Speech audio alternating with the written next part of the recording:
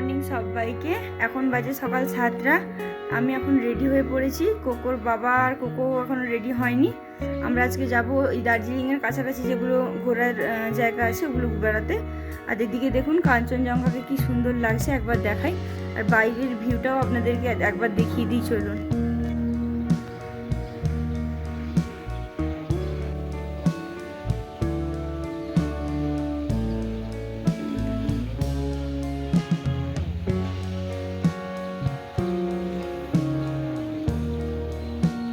বাইরেটা দেখুন অসাধারণ সুন্দর, পাহাড়ের কোলে সব বাড়িগুলো কি সুন্দর লাগছে, একবার দেখুন।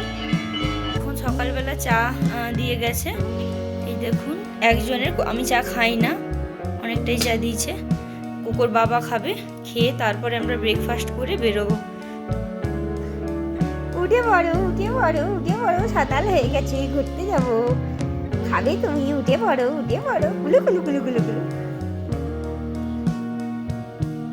কোকো পা নাড়াচ্ছিস। আজকের আমাদের সকালের ব্রেকফাস্ট পুরি আর ডাল, আর এখানে রয়েছে ব্রেড অমলেট। চলুন খেয়ে নিই, খেয়ে দিয়ে তারপরে আমরা বেরোবো ঘোরার জন্য। আমরা এখন বেরিয়ে পড়েছি, আমাদের গাড়ি এসে গেছে, একটু হেঁটে এগোচ্ছি। গিয়ে চলুন তারপরে আপনাদের সাথে কথা বলছি। কনফিউজ হয়ে যাচ্ছে।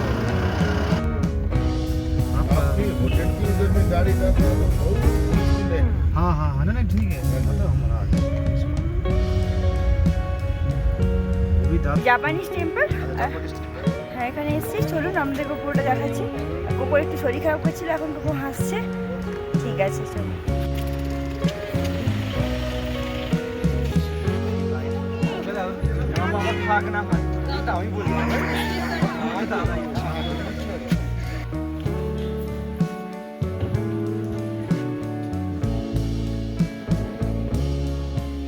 এই ভিতরটা বেশি ঠান্ডা। এখন আমরা যাচ্ছি পিস প্যাগোডা দেখতে, আর জাপানিজ টেম্পলের পাশেই রয়েছে পিস প্যাগোডা।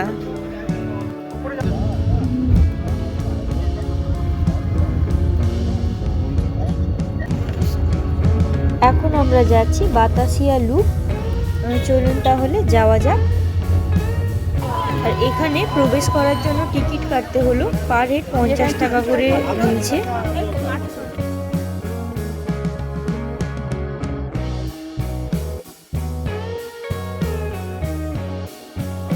এখন বাতাসিয়া লুকে এসে গেছি, আর এখানে প্রচুর দোকানদারি হয়েছে এবং ওয়েদারও খুব সুন্দর। আর কোকোর জন্য একটা নতুন জ্যাকেট কেনা হয়েছে। জায়গাটি সত্যিই খুব সুন্দর, চারিদিক একদম গাছে ঘেরা।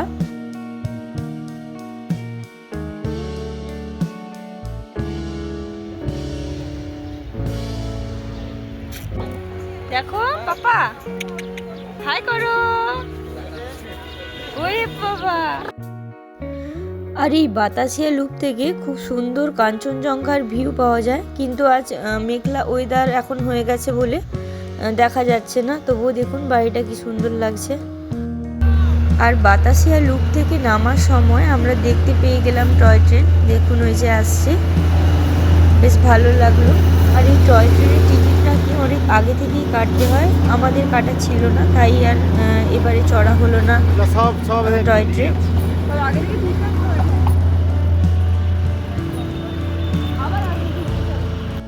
এবার আমরা যাব ঘুম মনেস্ট্রি।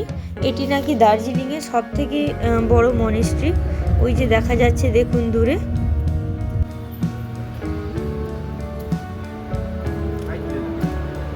এখানেও ভেতরে প্রবেশ করার জন্য টিকিট কাটতে হলো। 10 মিনিট লাঞ্চ ব্রেক ছিল, বন্ধ ছিল, আমাদের বাইরে ওয়েট করছিল।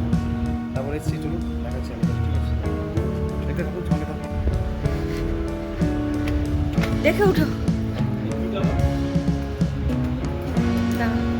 স্লো।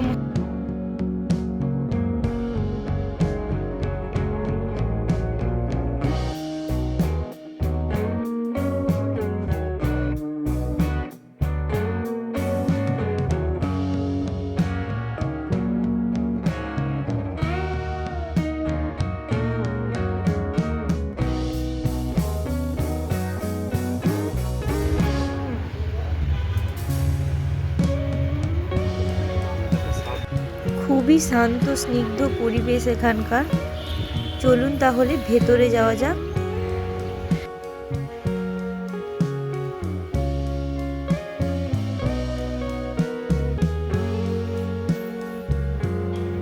এখানে আমরা 10 মিনিটের মতো বসেছিলাম, আর পরিবেশটা এত সুন্দরই ছিল যে মনে হচ্ছিল আরও কিছুক্ষণ বসি। এখন আমরা ফিরছি হোটেলে, কারণ কোকোকে খাওয়াতে হবে, দেরি হয়ে যাবে, তাই আর কোথাও দাঁড়ালাম না। এই যে গাড়ি থেকেই দেখে নিলাম ঘুম স্টেশন। আগের দিনও আমরা এই রাস্তা দিয়ে এসেছিলাম। চলুন তাহলে একদম ফিরে গিয়ে তারপরে কথা বলছি।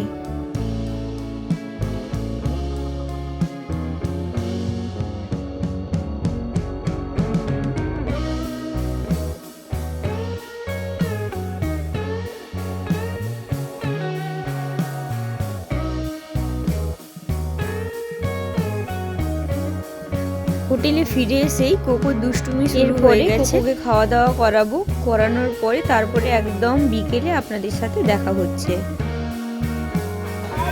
এই হোটেলেই আমরা আছি, হোটেল নর্থ ইস্ট। খুব ভালো, মোটামুটি এখানকার স্টাফদের ব্যবহারও খুব ভালো। এখন বাজে বিকেল 5টা, আর আমরা এখন যাবো একটু ম্যালে যাবো একটু। যেদিন থেকে এসেছি একদিনও আমাদের যাওয়া হয়নি, তাই জন্য আমরা যাচ্ছি। চলুন তাহলে যাওয়া যাক। গলির পথ বেছে নিয়েছি, এটা শর্টকাট, কিন্তু প্রচুর সিঁড়ি আছে, সিঁড়ি দিয়ে উঠছি। চলুন আপনাদেরকে একবার দেখাই। ওরে বাবা, ওই তো চলে আসছি।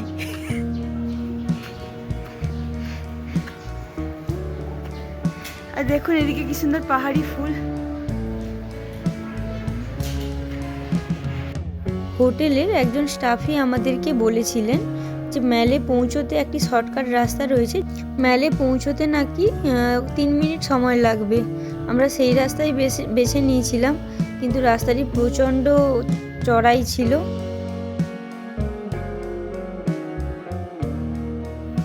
এখন আমরা ম্যাল রোডে পৌঁছে গেছি। চলুন ম্যালের দিকে এবার যাওয়া যাক। আবার এদিকে টিপ টিপ করে বৃষ্টিও পড়া শুরু হয়ে গিয়েছিল, যদিও বৃষ্টিটা বেশিক্ষণ হয়নি।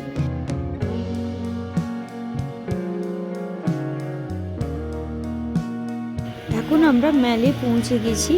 ম্যাল অসাধারণ ছিল এই ম্যাল। পাখি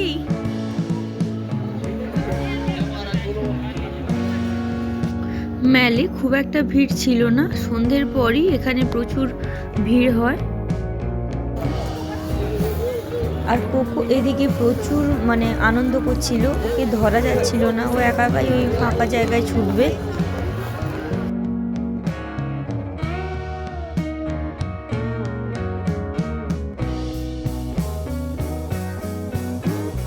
এখন আমরা এই নিউ মহাকাল মার্কেটের দিকে যাচ্ছি। অনেকেই যাচ্ছে ওই দিকটা, আমরা জানি না ওখানে কি আছে। চলুন যাওয়া যাক।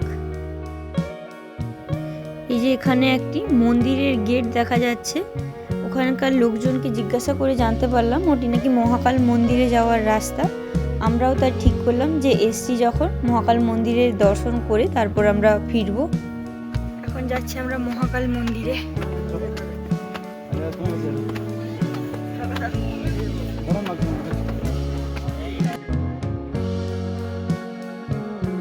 এখানে অনেকটা উঁচুতে উঠতে হচ্ছে, প্রচুর কষ্ট হচ্ছে, তবুও দেখা যাক। মহাকাল মন্দিরে এসছি যখন, ঠাকুরকে দর্শন করেই যাব। আপনাদেরকেও দেখাচ্ছি। কোকোর বাবা বলছে প্রসাদ দেবে, এই যে কোকোর বাবা আর কোকো পিছনে। প্রায় অনেকটাই রাস্তা ছিল, পাহাড়ি রাস্তা বলে বেশ কষ্টও হচ্ছিল। চলুন যাওয়া যাক, আর বোধহয় বেশি বাকি নেই। মন্দিরের ঘন্টার ধ্বনি শুনতে পাচ্ছিলাম। আর এইদিকে দেখুন কোকোর বাবা কোকোকে নিয়ে আসছে।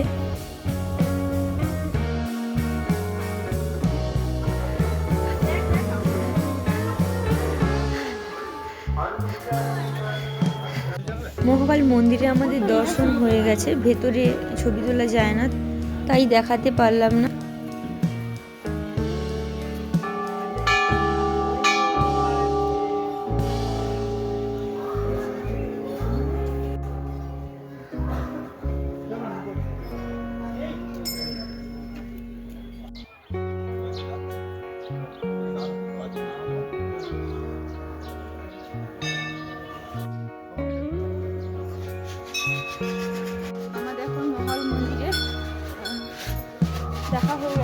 গিট কোকোকে দেখাও। এবার আমরা নিচে নামবো, চলুন তাহলে যাই। চলো।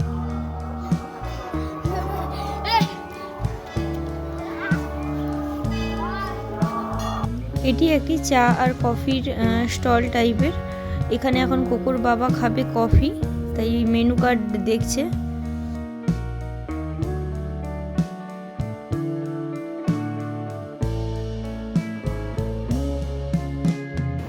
আর এখন প্রায় সন্ধে হয়ে আসছে। আর দেখুন এই মেল রোডটিতে কি পরিমাণ ভিড়, প্রচুর ভিড় ছিল। এখন আমরা আছি গ্লেনারিসের সামনে, কিন্তু এমনই ওই ছবি তোলার জায়গাটিতে ভিড় ছিল যে ওখানে দাঁড়িয়ে ছবি তোলা হলো না, পাশ থেকেই ছবি নিলাম।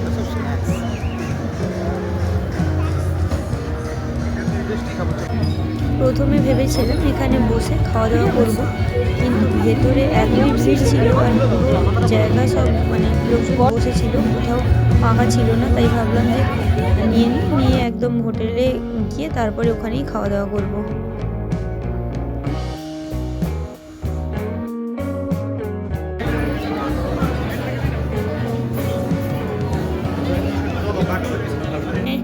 আজকে মোমো এনেছি এক্ষুনি, এটাতে মোমো আছে, মোমো আর এই যে গ্লেনারিসের বেকারি আইটেম এটা আছে, নিয়ে এসেছি। আমরা হোটেলে ফিরে গেছি, এবার আমরা খাওয়া দাওয়া করবো, করে তারপর কোকোকে খাওয়াবো। আজ তাহলে ভিডিওটি এ পর্যন্তই, আবার দেখা হবে নতুন একটি ভিডিওতে। টাটা।